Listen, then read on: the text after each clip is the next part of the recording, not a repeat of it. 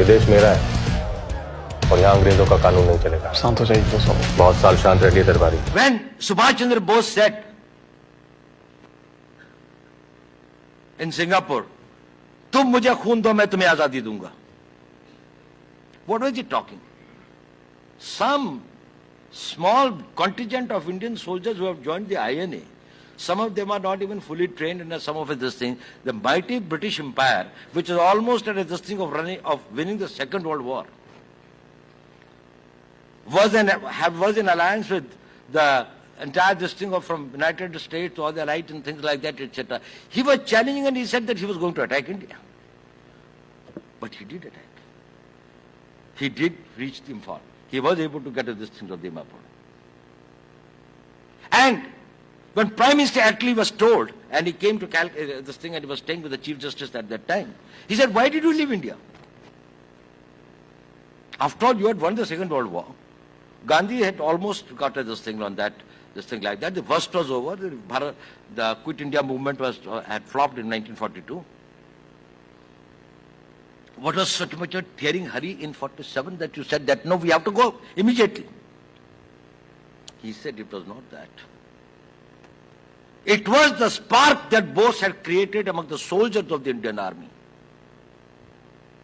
And we had seen 1857, 2.5 million, 25 lakh Indian soldiers had returned victorious from the Second World War. And when the incidents like this started taking place, there was this thing, revolt in the Karachi Nawaldak base, there was this thing in Jabalpur, there was this thing in Asansol, and so many places, and people joined the INA. He said, we knew we will not be able to take this country and hold this country.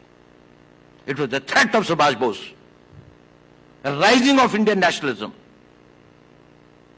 that we knew it's a matter of time. And if we do not quit voluntarily, we will quit in a way that will be a bloodbath.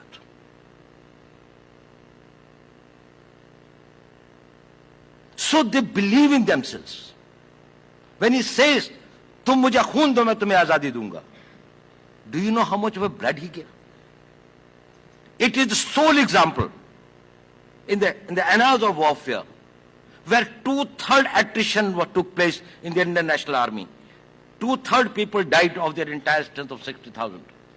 And still, they kept on fighting and were even tried in independent India after that.